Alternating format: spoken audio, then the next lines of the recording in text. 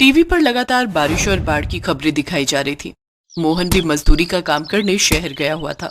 मोहन शहर के पास बनी एक निचली बस्ती में रहता था।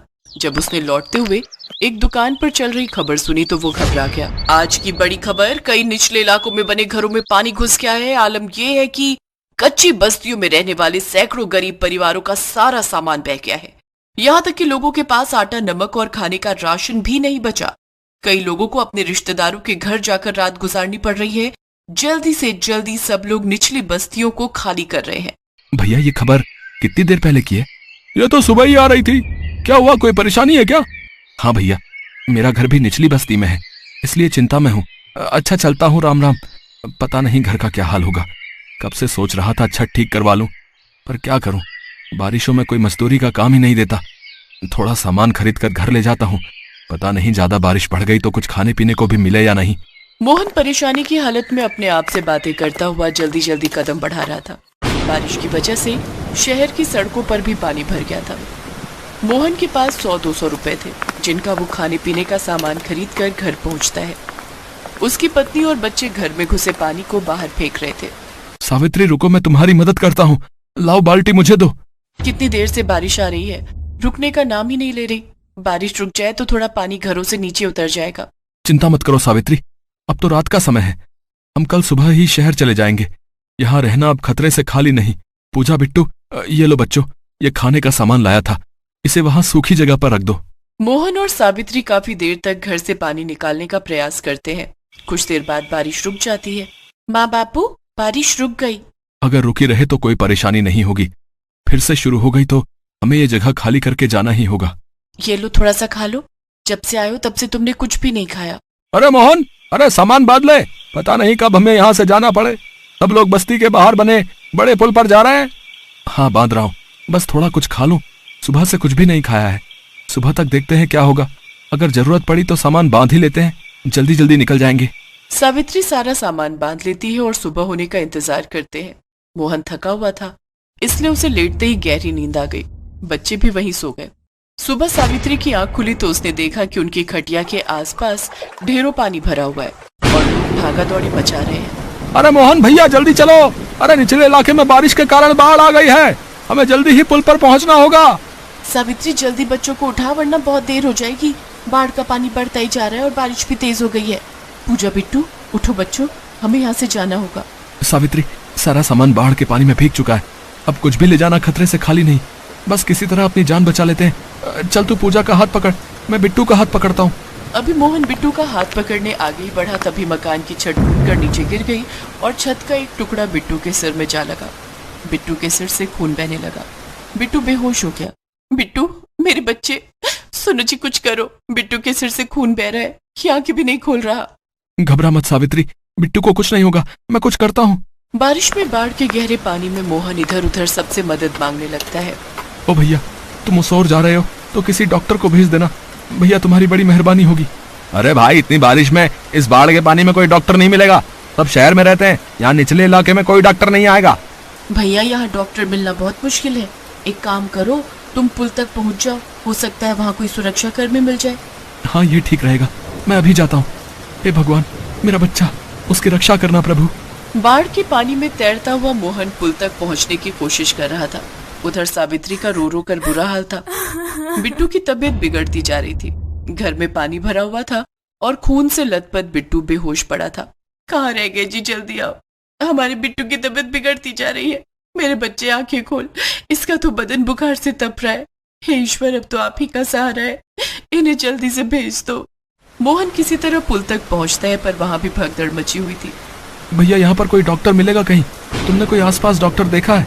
नहीं भैया, और यहाँ कोई डॉक्टर नहीं मिलेगा। इतनी भीड़ में तुम्हें लगता है कि कोई डॉक्टर मिलेगा? अरे बाढ़ की वजह से हम गरीबों का कितना बुरा हाल है। सब इधर उधर अपने परिवार को ढूंढने में लगे हुए हैं। कहीं भी कोई डॉक्टर नहीं दिखाई दे रहा। भगवान, मदद करो, मुझ गरीब पर दया करो, मेरी मदद करो। अचानक भीड़ में से एक डॉक्टर मोहन को रोता हुआ देख लेता है। अनुराधा, तुम बच्चों के साथ रहो, मुझे उस मजबूर पिता के साथ जाना होगा। लगता है उसका बच्चा बीमार है। पर इससे आपकी जान को भी खतरा हो सकता है। निचले इलाके में बाढ़ का पानी ऊपर तक आ गया, अगर आपको कुछ हो गया तो। अनुराधा, मैं एक डॉक्टर, मेरा सबसे पहला कर्तव्य यही है कि मैं अपनी जान की परवाह किए बिना किसी की जान बचाऊं। अगर मैं आज इस गरीब मजदूर पिता के साथ नहीं गया तो कल मैं अपने पेशे और अपनी समाज से आंखें नहीं मिला पाऊंगा। कुछ देर बाद सुरक्षाकर्मी आएंगे, तुम उनके साथ घर लौट जाना। मैं किसी न किसी तरह वापस आ जाऊंगा। उस डॉक्टर का नाम राकेश था। वो दूसरे शहर से वापसी आ रहा था। अचानक उसकी गाड़ी पुल पर भीड़ में फंस गई।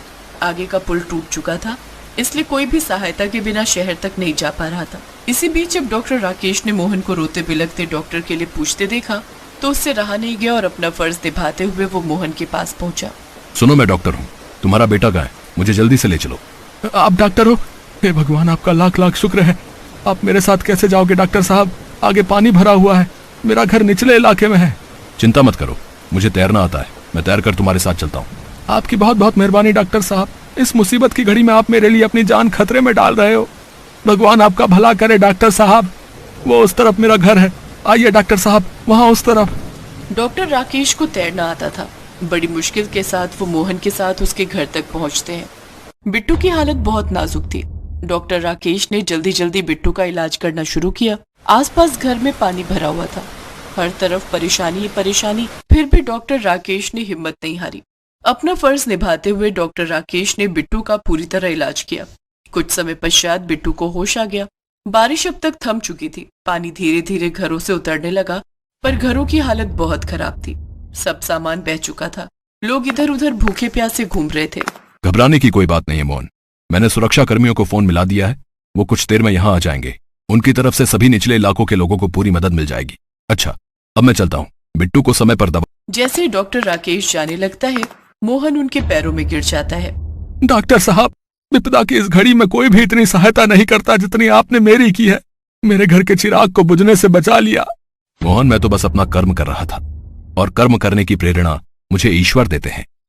उस समय तुम्हें मेरी जरूरत थी, इसलिए मैंने अपना कर्तव्य निभाया, और अब घबराने की कोई जरूरत नहीं है। बिट्टू बिल्कुल ठीक है, अपना और अपने परिवार का ख्याल रखो। डॉक्टर राकेश ने विपदा के समय मोहन की मदद करके एक महान नागरिक होने का परिचय दिया। बारिश और बाढ़ ये तो प्राकृतिक विपदा है जिनको रोका नहीं जा सकता, पर विपदा के समय हम किसी मजबूर की सहायता करें तो उससे बड़ा काम कोई नहीं। कुछ समय बाद सुरक्षाकर्मी निचले इलाकों में पहुंच जाते हैं और वहां से सब गरीब परिवारों को निकाल लिया जाता है, जिनमें मोहन और उसका परिवार भी था। सरकार की तरफ से सबको जरूरत के सामान और रहने की जगह उपलब्ध कराई जाती है। बारिश के कहर से गरीब परिवारों का बहुत नुकसान हो गया था। कुछ समय बाद जब मौसम बदलता है तो फिर से जिंदगी की गाड़ी पटरी पर आती है और गरीब परिवार एक बार फिर से नई उम्मीद के साथ जिंदगी के रास्ते पर बढ़ जाते हैं। बिहार के गोपालगंज में रामदीन नाम का एक गरीब मजदूर रहता था। परिवार में उसकी पत्नी मंगला और बेटी निशा थी। मंगला, कुछ खाने को दे दे, फिर मैं जाकर देखूं, शायद कोई मजदूरी का काम मिल जाए। तेरा यूं भूखा रहना भी होने वाले बच्चे के लिए गलत है, इसलिए अब मुझे रोजाना कड़ी मेहनत मजदूरी करनी ही होगी। अरे तुम मेरी चिंता मत किया करो, तुम दोनों के साथ थोड़ा बहुत खा तो लेती हूँ। ये देखो, आधी चाय तुम्हारी आधी चाय मेरी। ये थोड़ी सी भुजिया रखी है, चाय के साथ खा लो। माँ, भूख लगी है, कुछ खाने को दो ना। रुक, मैं तेरे लिए रोटी बनाती हूँ, फिर तू खा लेना। मंगला, आटा कहाँ है जो तू रोटी बनाएगी? एक रोटी का रखा हुआ है जी, वही खिला दूंगी। आप चिंता मत करो, आप काम ढूंढने जाओ। क्या करूँ, क्या खिलाऊंगा मंगला और निशा को? मंगला का भी पूरा टाइम है, वो बेचारी कुछ नहीं कहती। रामदीन बाजार में मजदूरी का काम ढूंढने निकलता है। वो एक दो दुकानों पर काम मांगता है। एक गोदाम में उसे बोरियां ढोने का काम मिल जाता है, पर गोदाम दुकान से कुछ दूरी पर था।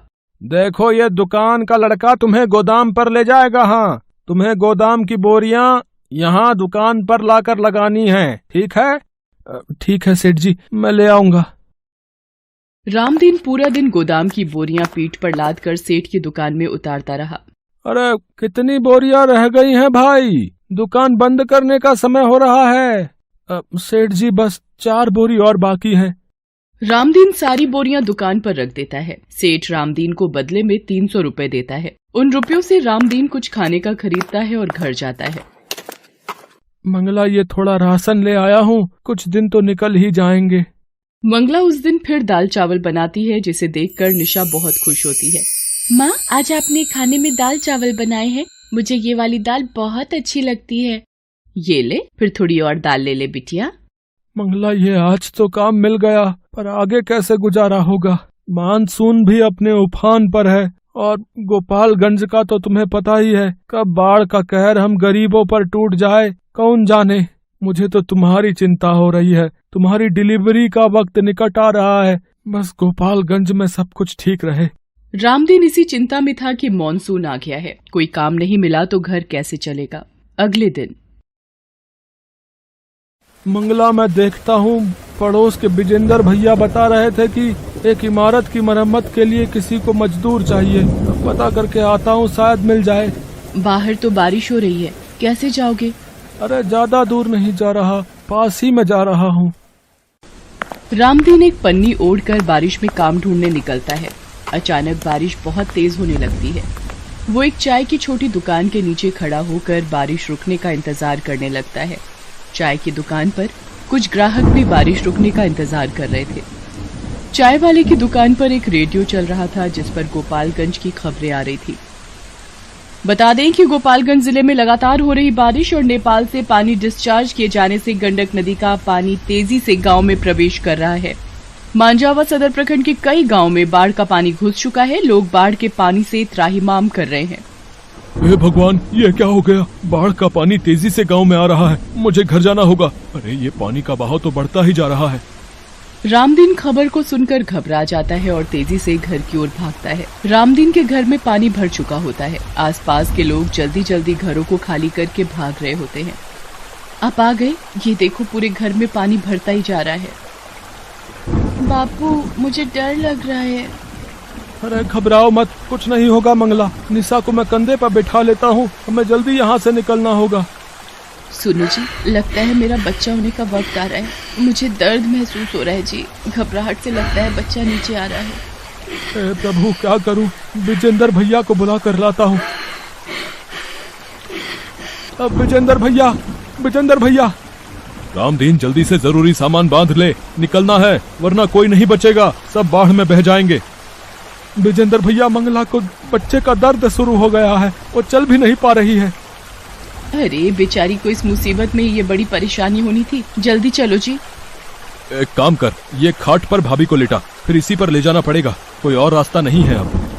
रामदीन निशा को अपने कंधे पर बिठा लेता है। विजेंद्र और उसकी पत्नी भी बहुत नेक दिल थे। विजेंद्र की पत्नी अपने बेटे को गोद में उठा लेती है। विजेंद्र रामदीन के साथ मंगला को खटिया पर लिटाकर उठाने में मदद करता है। सुनो जी, निशा के बापू, मेरा दर्द बर्दाश्त के बाहर हो रहा है, कुछ करो जी। बाढ़ का पानी बढ़ता ही जा रहा है विजेंद्र भैया।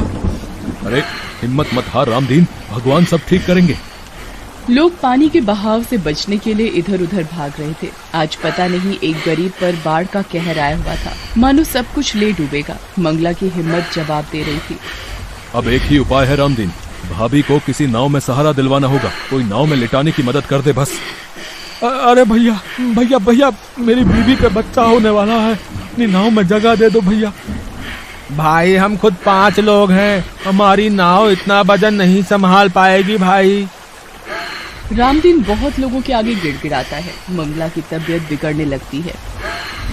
मंगला, हिम्मत रख। विजेंद्र भैया, मेरी मंगला को कुछ हो गया तो मैं। हिम्मत मत हारो भैया, वो सामने शायद बचाव कर्मी नाव लेकर खड़े हैं। जल्दी से उन लोगों को मदद दो, शायद वो लेडी प्रेग्नेंट है, जल्दी। रेस्क्यू टीम जल्दी से रामदीन के पास पहुंचती है और नाव में मंगला को लिटाया जाता है। मुश्किल के वक्त मजबूरी में मंगला नाव में ही एक बेटे को जन्म देती है।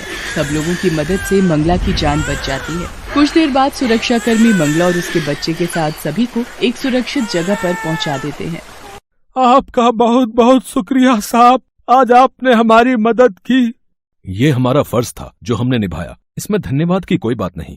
रामदीन विजेंद्र और उसकी पत्नी को भी धन्यवाद करता है। विजेंद्र भैया, भाभी जी, आज आप दोनों ने भी हमारी बहुत सहायता की है। अरे भाई कहता है, फिर ये धन्यवाद किस लिए? आजा, भाई के गले लग जा, आज एक बेटे का भी बाप बन गया है तू। मेरा छोटा भैया आया है बापू। हाँ बिटिया, ये देख तेरा छोटा भाई आया। मंगला, अब तुम ठीक हो ना? जी मैं ठीक हूँ, पर अब हम कहाँ रहेंगे, सब कुछ इस बाढ़ में तबाह हो गया। ये बाढ़ की परेशानी मंगला गोपालगंज के